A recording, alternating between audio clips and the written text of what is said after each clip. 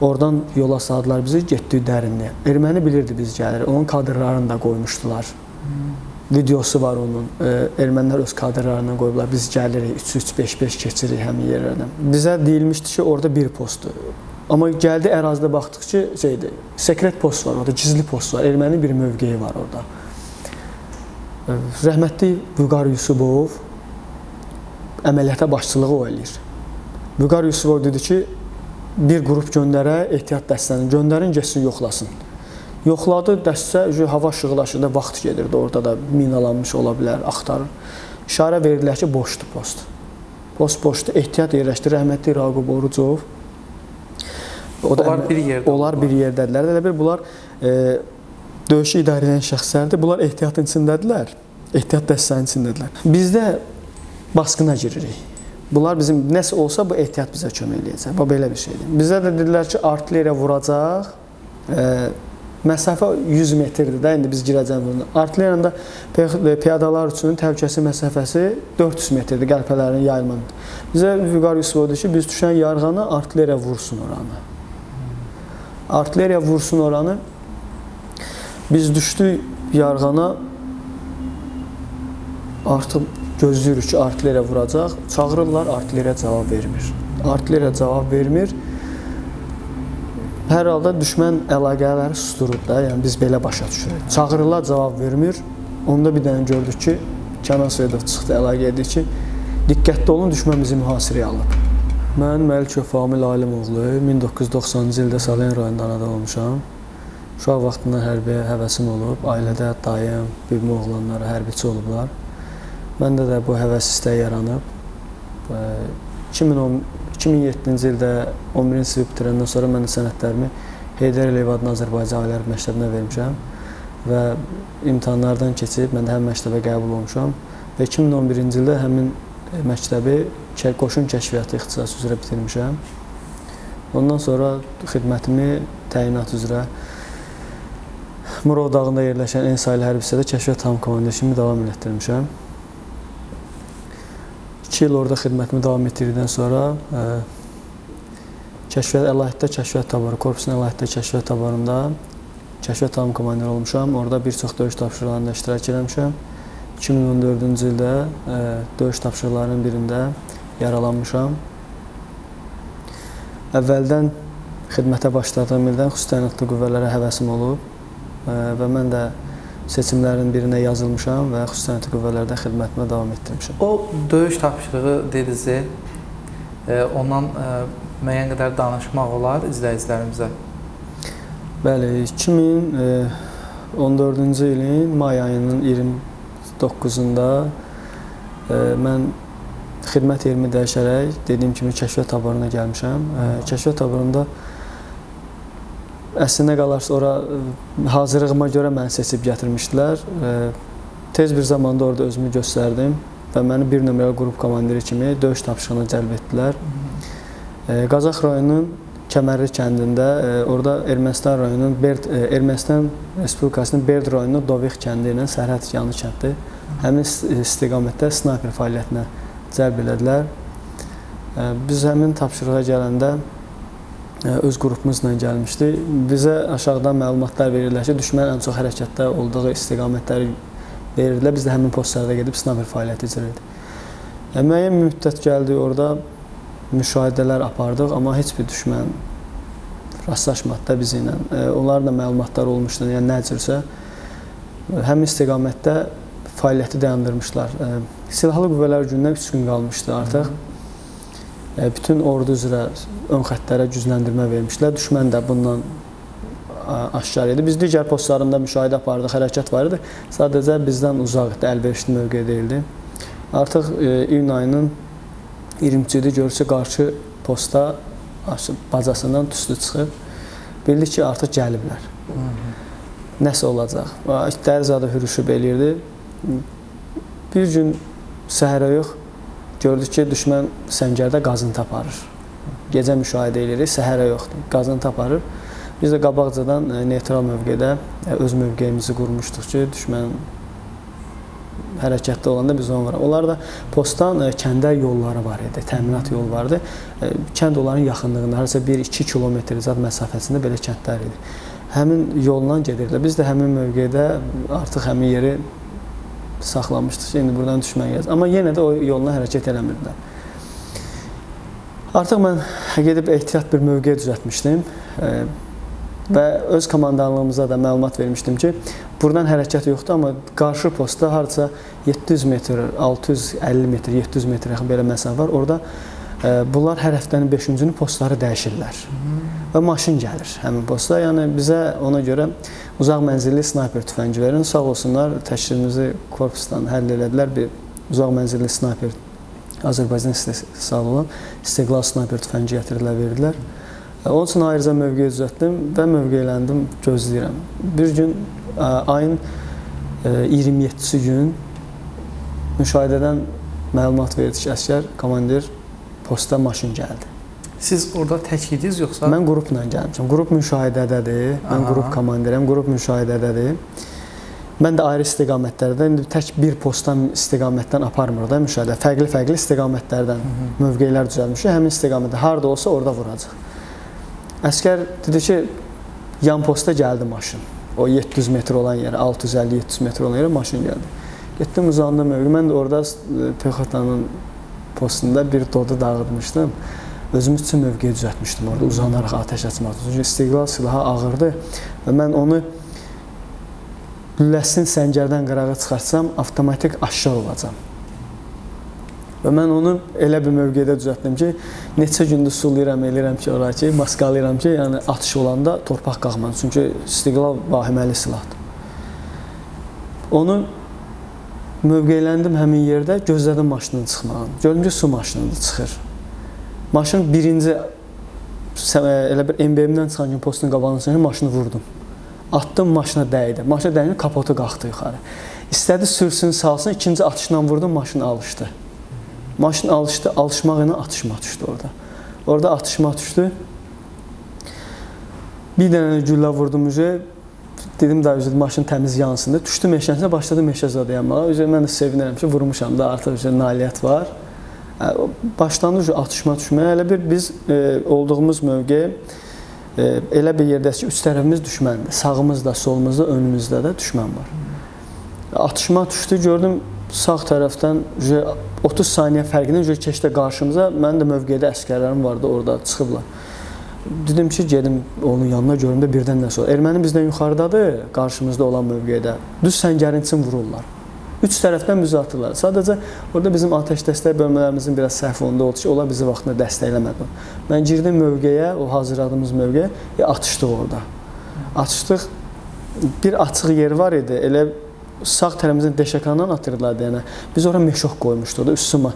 Dedim, vurar meşok salar, deşəkan gülləsi də, məsafə yaxındır. Baxım da, əskərə də orada, ürəyimdə qaldı elə bir. Mövqeyimi səngərə düşmək istəyirdim də, hazır olan yerdə. Aşağı olunda yerimiz, başladılar həmin yeri vurmağa. Həmin yeri vurmağa qalmışam tək orada, çıxa bilmirəm. Üzümü çevirmək istəyəndə ki, fırlanım yerimdə, sürünüm səngərə, düşüm səngərin içinə, dəydi sifətimdən. Üzümdən vurdular da, açdım, düşdüm səngərin içinə. Əskər biraz şoka düşdü oradakı, komandirisi vurdular, mən sakit oldu, hər şey yaxşıdır. Mən elə bilirəm ki, sıyrıqdır da. Buradan girmişdi, üzümdə buradan çıxmışdı, 5.45 idi. İzi qalıb hələ. Və ondan izafə, bütün silahlardan demək olar ki, atırdılar da, bədənim də texi qəlpə dolmuşdu, partlayış olmuşdu qabağımda. Buradan beləsinə yuxarı, harada ki, darağı yoxdur, həmin yerlərə qəlpə tutmuşdu. Öz səngərimizə düşdüm, baxdım ki, mövqedə olan əskər heç problem yoxdur da. Elə bir, mən o səngərə əslində çıxmaya bilərdim, mən mövqeyə çıxmaya bilərdim. Sadəcə çıxdım da, əskərə görə çıxdım. Çünki o əskər də savadlı, yəni bacaracaqlı bir snayper idi. Amma tək qoya bilməzdim də onu orada. İndi mən orada getməsində əskərin vurulma şansı bəlkə də çox ola bilərdi. İndi bizim savadımız, praktikamız o əskərdən çoxdur. Baxdım, öz tərəm posta düşəndən sonra dedim ki, atışma gedirdi də, post qoşulmuşdu, döyüşürdülər. Həmin vaxtı baxdım üzümə, gördüm 2 dənə burada deşik var, bir dənə burada çənəmdə. Buraxılış yoldaşım gəldi, qonşu posun. O da mənə dəyməyə gəlmiş. Atışmadır, nə bilim, baxdı gördüm, mən qanın içindəyəm texə. Baxdı bədənimin zalından dəyib. Şükür olsun, hər şey qaydasındadır. Orada bir nəfər maşının içində vurmuşdum, maşınla bir yerdə. 2 nəfəri də atışmada vurmuşdum. Ümumi 3 nəfər orada vurmuşdum. Ondan sonra da atışma gelmişdi. Orada heyətdən onlardan çoxlu vuran olmuşdu. Bu tapşırıqda bir nəfər mən yaralanmışdım. O məlumatları neçə nəfər onları bizdən onu perexvat tutur da, bizə radioelektronik kəşfiyyatdan oradan korpusa məlumat verirlər. Korpus da deyir ki, bu qədər var, maşındır, filan qədəri var. Xeyli yaralanan olmuşdu. Birinci dəfə idi mən orada sülh dövründə qumbara atandan atmışdılar orada. Yəni məsafə qarşı postdan vurulduğum yerindən məsafəmiz 100 metrdə 90 metr, belə bir şey idi, yaxın məsafə. Çox şiddətli döyüş getdi. Yəni, sadəcə orada bir də oldu ki, yəni qonşu postlar ora atəş açsaydı, düşmən bizi aşkar edə bilməzdi. O da baxdılar ki, sağ-sol o da bizi kimi müşahidə aparır, bilir də ərazini bilir, hardan güllə gələ bilər. Müşahidə diqqətlə aparanda maskalanma ərazidə tapır, həmin yeri tutdular güllə. Nə qədər biz gecə mövqe qurmuşsan da, ən azından yenə də orada yanlışlığa yol verirsən. Onlar aşkar eləmişdilər, həmin yeri güllə açmışlar. Necə oldu, sakitləşdi? Atışma, mən Qospilaya təxliyə olmuşdum. Gecə saat 12-də elə atışma gedirdi. Erməni tərəfdə yanırdı, biz tərəfdən yay vaxtı, otluq ərazi, o tərəfdə yanır, biz tərəfdə yanır. Sonra orada xidmətinizi? Mən xidmətimi yenə davam elətdirdim. Bizi o vaxt seçmə gəlmişdilər diplomatiyadan, amma mən dedim ki, mən istəmirəm də diplomat olmaq, hərbidən seçirlər də, intizamlı, savadlı zabitlərdən. Mən dedim, istəmirəm, xidmətimi davam eləmək istəyirəm. Korpus komandiri mən bu təklifimi belə deməyim ki, mən qalıb xidmət eləmək istəyirəm, getmək istəmirəm, onu qiymətləndirmişdi. Hələ həmin hərbi hissədə qaldım, xidmətimi davam elətdirdim. Amma yenə də içimdə xüsusiyyətliyə həvəs var idi, yəni getmək istədim, amma məni buraxmaq da istəmirdilər. Mən neçə dəfələrlə mən başqa hərbi hissələrə bölük komandiri kimi, o vaxt kəşfiyyat bölük komandiri təqdimatım getmişdi. Korpus komandiri o vaxt Rövşən Şipov idi, o qoymurdu. Mənim komandirim olub Vətən Müharibəsi qəhrəmanıdır, Telman Hüseynov. Mən ona çox şey borcluyam. O mənim əsl zabit kimi yetişməyimdə onun böyük rolu olub, həqiqətən. Mən onunla fəxr duyuram. O vaxt korpus komandirinə demişdi ki, mən bu zabiti istəyirəm ki, burada qalsın. Mənim yanımda xidmət eləsin. Demişdi ki, yaxşı zabit kəşfiyyat taborunda xidmət elə. Bu qaydada demişdi. Hər dəfəsində o söz deyirdi. Çox böyük əziyyət oldu da mənim zabit kimi yetişməyimdə. Amma xüsusi təyinatlıya olan eşqim mənim tamam fərqli idi də. Yəni, qismət oldu, günlərin bir gün hərbi hissələrə seçmə gələndə mən də qeyd olundum və mənə gətirdilər xüsusi təyinatlıya. 2015-ci ilin aprel ayından kurslara qoşulmuşam. Kursu fərqlənməklə bitirmişəm. Öz kurs heyətinin içində zabitlərdən ən yüksək vəzifəyə mən gəlmişəm orada. Bir vəzifə yuxarı kursu qutarandan sonra gəlmişəm. Normalda baş kəşfiyyatçımı, qrup komandiri müavini kimi fəaliyyətə başlamışam. Gəldiyim vaxtdan da çalışmışam ki, özümü xidmətdə doğruldum. Yəni, xüsusi təyinatlı mənim üçün hər şeydir. Yəni, bu günləri ehtiyata buraxılsam da, başqa işlərlə məşğul olsam da, başqa sahədə çalışsam da, amma yenə də özümü hər zaman xüsusi təyinatda görürəm, öz dostlarımın, yoldaşlarımın yanında, yəni o ailədən kənar özümü hiss eləyə bilirəm. Sonra aprel döyüşlərində də onda iştirak eləmişsiniz. Biraz da oradan... Siz xüsusi təyinatlara gəldiniz 2015-ci il xidmətə başladınız. O dövrlərdə düşmən təxribatının qarşısını almaq üçün bizim xüsusi təyinatlarımız təbii ki, bir çox fəaliyyətlər göstərirlər. Siz onlarda iştirak elədiniz? 2014-cü ildə avqust hadisələri vaxtı həmin tapşırıqdan bizə də cəlb eləmişdilər. Biz Qazax istiqamətində, bəli, mən onda kəşfiyyat taborunda xidmət edirdim. Həmin istiqamətdə, Qazax istiqamətində döyüş tapşırığında olmuşam yenə də, 2014-ün avqustunda. Orada ev postu deyilən bir yer var. Bizim Əskipara kəndi ilə neytralda yerləşirdi də onda. Həmin Əskipara kəndində ev postu var idi. Orada döyüş tapşırığında olmuşam həmin vaxtı. Orada da şiddətli atışmalar gedirdi. Orada da düşmənin bir uazını vurmuşdum içində 2 nəfərlə bir yerdə. O həmin vaxtda amma xüsusi təyinatlı qüvvələrdə digər istiqamətlərdə Ağdam, Tərtər istiqamətində fəaliyyət icra edirdi. Qismət oldu, biz də gəldik xüsusi təyinatlıya 2015-ci ildə. Fəaliyyətimi davam elətdirdim orada. Sonra bizi qüvvənin tərkibində kursa göndərdilər, ayrıca xüsusi əməliyyat kursuna. Və mən həmin kursda iştirak edən vaxtı düşmən ön xəttə təxribatlar törətdi. Xarici ölkəyə getdiniz? Xarici ölkəyə getdim. Azərbaycanda da belə xüsusi əməliyyat kursu keçirdilər. Xarici ölkədən gəlmişlərdi, Amerikanlar keçirdi, bəli nümayəndələr vardı. Onlar kursa cəlb eləmişdilər bizi. Müharibə aprel döyüşləri başlayanda biz orada kursdaydıq. Gecə döyüş əmri gəldi ki, belə düşmən ön xəttə təxribatlar törədir, buna layiqli cavab vermək lazımdır və biz də axtardığımız oyda deyir, o da Allah biz üçün yetirdi. Biz də ön xətti yardıq gecəni. Bizə ayrıca tapşırıq verilmişdi, düşmənin dərinliyində olan ehtiyat taboru sıradan çıxartmaq. Biz birinci tapşırığı ora getdik. Saat aprel ayının artıq saat 2-si, saat hardasa 5 radələri zadalardı belə. Biz həmin ehtiyat taboru vurduq orada, sıradan çıxartdıq. İçində nə qədər texnikası vardı, hamısını qumbaratanlarla vurduq, məhv elədik və geri qayıtdıq. Artıq geri qayıdanda səhər açılmışdı da. Nə bir şəhid, nə bir yaralı var idi, şükürlər olsun. Biz qayıtdıq, digər bölmələrimizdə Talış kəndinin içinə qədər daxil olmuşdu. Öz fəaliyyətlərini orada icra edirdilər. Biz cəmləşməyə qayıtdıq. Artıq sevinç hissi var ki, neçə ildir düşmən tapdağında olan torpağımızı işğaldan azad edilmişik. Biraz da qürurlanırıq. Sonra dedilər ki, bizə Goran heyəti deyirdilər də orada kurs heyəti. Siz təzədən döyüş tapışına cəlb olunacaqsınız. Siz ikinci hərbi hissəni dəyişməyə gedirsiniz. Murad Mirzəyevgili dəyişməyə gedirsiniz. Biz gəldik Gülüstan kəndi yaxınlığında. Ön xəttə çatanda ermənilər maşınlardan töküldü. Ermənilər başladılar artıq. Orada yanıq dağdır, belə bir dağ var, yüksəkliyi var. Həmin yüksəkdən başladılar artilleriyadan bizi vurmağa. Bizim hərəkətimizi saxladılar. Həmin vaxtda da belə deyim də ara boşluğundan dağılmış ermənilər təzədən yığılıblar postlara. Heyətin yarısı qalıb Talış kəndində.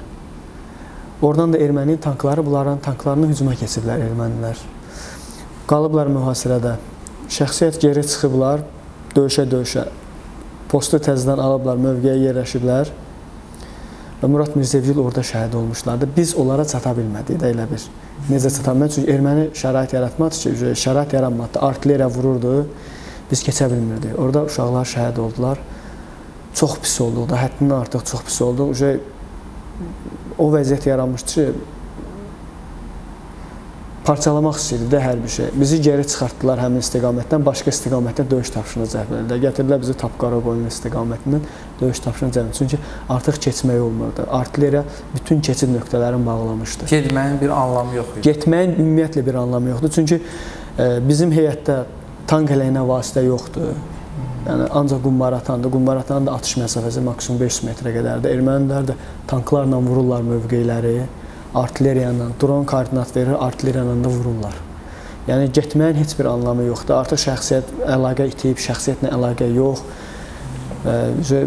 Çox pis vəziyyət yaranıb da orada. Bizi oradan çəkdilər. Artıq şəhidlərimizin nəşi orada qalıb, bizi oradan çıxartdılar, başqa istiqamətdən avtomatik döyüş tapışına cəlb elədilər. Bir yüksəklik vardı, həmin yüksəkliyi götürülməli idi. Orada bizi gələn kimi elə bir hava dumanlı idi.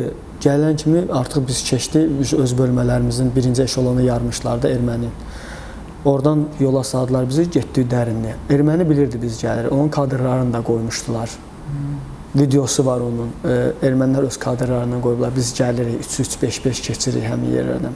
Ərazi çox açıq ərazi olduğuna görə ancaq əskəri yamazla hərəkət edə bilirdik ki, həm yüksəkliyi itirməyək, həm də düşmənin yüksəkliyi itirsə mühasirəyə düşəcək. Ərazi düşmən ərazisidir. Örtü gizləmə ümumiyyətlə sıfır, heç nə yoxdur. Gəldi, erməni ücə bilir biz gəlmişik, postla aramız 300-400 metrə qalıb, fişəngi atır, havanı işıqlandırır, yatırıq yerə. O 300 metrənin biz yalan olmasa 3 saata, 4 saata getdi. 2 metrə gedirsən, fişəngi atır, gülləni səpir üstüvə, biz də yatırıq. Gəldi orada, bizə deyilmişdi ki, orada bir postdur. Amma gəldi ərazidə baxdıq ki, sekret post var orada, gizli post var, erməni bir mövqeyi var orada. Rəhmətli Vüqar Yusubov əməliyyata başçılığı o eləyir. Vüqar Yusubov dedi ki, bir qrup göndərə, ehtiyat dəstəni göndərin, getsin, yoxlasın. Yoxladı, dəstə hava işıqlaşırdı, vaxt gedirdi, orada da minalanmış ola bilər, axtarır. İşarə verdilər ki, boşdur post. Post boşdur, ehtiyat yerləşdi, rəhmətli Raqub Orucov. Onlar bir yerdədirlər. Elə bir bunlar döyüşü idarə edən şəxslərdir. Bunlar ehtiyatın içindədirlər. Ehtiyat dəstənin içindədirlər. Birinci, ikinci, üçüncü dəstədir. Dəstə deyəndə indi ağlımıza böyük şeylər gəlməsin də 30-40 nəfərli heyətlər də gedir. Bizdə basqına giririk. Bunlar bizim nəsə olsa bu ehtiyat bizə kömək eləyəcək. Bu belə bir şeydir. Bizə də dedilər ki, artilleriya vuracaq. Məsafə 100 metrdir də, indi biz girəcəyik bunu. Artilleriyanın da piyadalar üçün təhlükəsizlik məsafəsi 400 metrdir, qəlpələrin yayılmanın. Bizə Vüqar Yusubov deyir ki, biz düşən yarğana artilleriya vursun oranı. Artilleriya vursun oranı. Biz düşdük yarğana, artıq gözləyirik ki, artilleriya vuracaq. Çağırırlar, artilleriya cavab vermir. Artilleriya cavab vermir. Hər halda düşmən əlaqələri susturub da, yəni biz belə başa düşürük. Çağırırlar, cavab vermir. Onda bir dənə gördük ki, Kənan Soyadov çıxdı, əlaqə edir ki, diqqətli olun, düşmən bizi mühasirəyə alıb. Düşmən bizi mühasirəyə alıb, biz də hazırlıq, hamısı hazır vəziyyətdir. Sadəcə ərazini itirmişik də, yəni artilleriya. Susturublar da, yəni əlaqəyə cavab verən yoxdur. Əlaqəyə cavabını bir gördük ki, bu səngərlər ayparadır, səngərin arxasından da bir səngər var imiş. Aşağıdan yuxarı T şəkilli səngər. Biz ayparanı görürük. Bunlar arxadan erməni xüsusiyyətçisi yaxınlaşarlar. Çəkdi qumbaranı, atdı səngərə. Çəkdi qumbaranı, atdı səngərə, partlayış o. Partlayışın dadın kontratata girdi içəri. Girməsini biz bunu vurduq səngərin üstündə.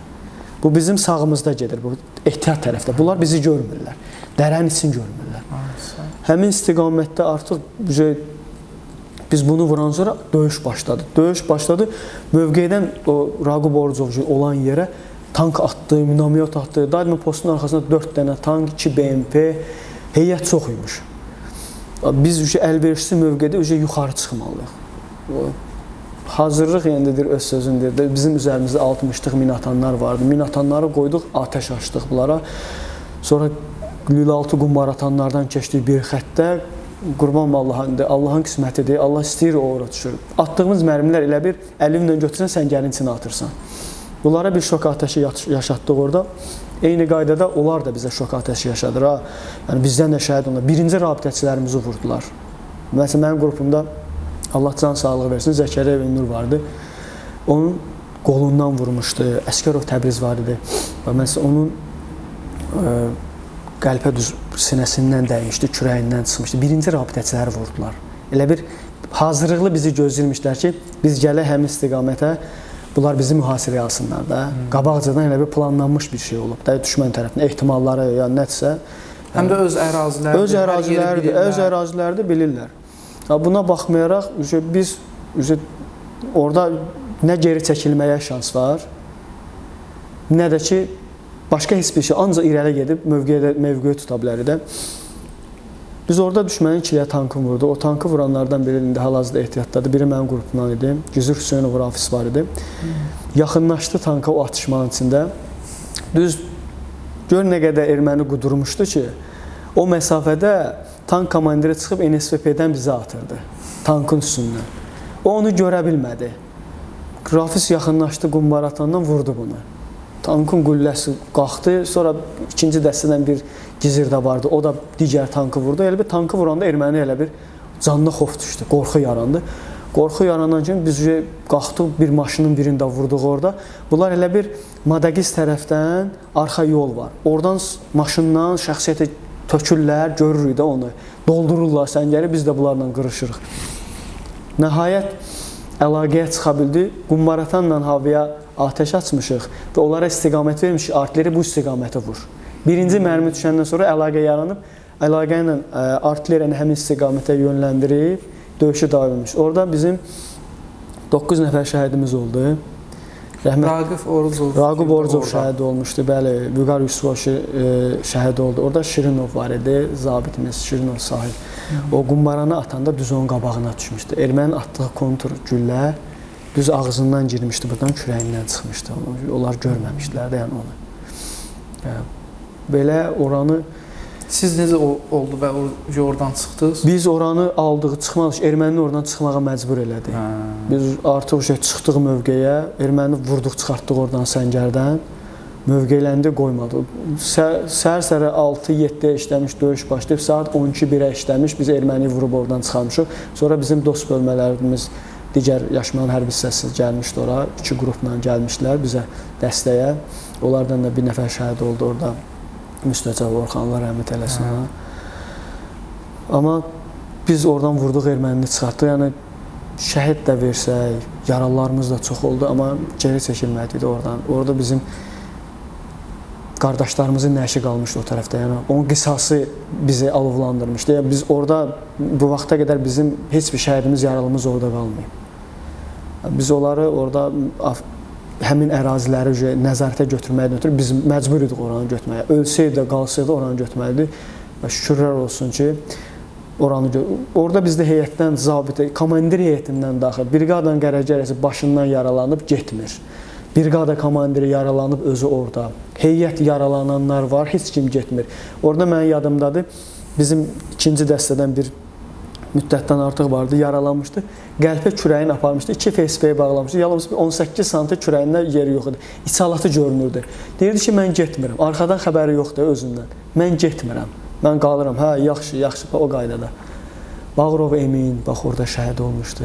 Çox uşaqlarından 9 nəfər orada şəhid olmuşdu. Allah hamısına rəhmət eləsin. Amma biz onların qisasını orada aldıq. Onların qisasını aldıq. Erməniyə layiqli cavabı verdi ki, Azərbaycan xüsusi təyinatçısı onların da xüsusi təyinatları döyüşürdü orada. Bizim qarşımızda onların da xüsusi təyinatçısı idi. Onların da nə qədər orada biz leşlərini tökdük, qalmışlar, orada gəlib götürmürdülər. Sonradan bizim şəhidlərdən onları dəyişdilər. Ayın 5 idi, aprel ayın 5-i biz təhvil verdik oraya dəniz xüsusi təyinatlarına. Ondan sonra cəmləşməyə qayıtdıq, yenə də öz fəaliyyətimizlə. Daha da özümüzü təkmilləşdirdik. Yəni, tapşırıqlar başqa şeydir, amma döyüş başqa şeydir. Döyüşün yazılmayan qanunları çoxdur. Ona uyğun olaraq, yəni biz dərslərimizdə, təlimlərimizdə orada olan nöqsanları başladıq işləməyə. Daim döyüşə hazır olmaq üçün. Yəni, biz hər zaman döyüşə hazır olmuşuq. Məqsədimiz də olub. Bizi yəni belə yetişdiriblər. Yuxarı komandanlıq, komandirlərimiz. Məqsədimiz olub ki, ancaq qisas almaq, torpaqlarımızı işğaldan azad eləmək, şəhidlərimizin qisasını almaq. Yəni, bizim televiziyada göstərilməyən video kadrları bizə göstərirlər Xocalıda, digər yerlərdə əsirlərimizin başına, qız gəlinlərimizin başına gətirilən hadisələri göstərirlər. Bu bizə ibrət olmalıdır. Biz daim, necə deyim, döyüşə hazır olmaq ki, başımıza bir də belə şeylər gəlməz. Biz də öz fəaliyyətimizi, xidmət fəaliyyətimizi davam elətdirmişik. Ancaq günümüz kurslarda, təlimlərdə özümüzü inkişaf elətdirməklə keçib. Mən artıq aprel döyüşlərində döyüşəndə qrup komandiri kimi döyüşlərə cəlb olmuşam. Amma Vətən müharibəsi başlayanda Qərəcə rəsmi, xüsusi təyinat dəstənin Qərəcə rəsmi döyüşlərə cəlb olmuşam.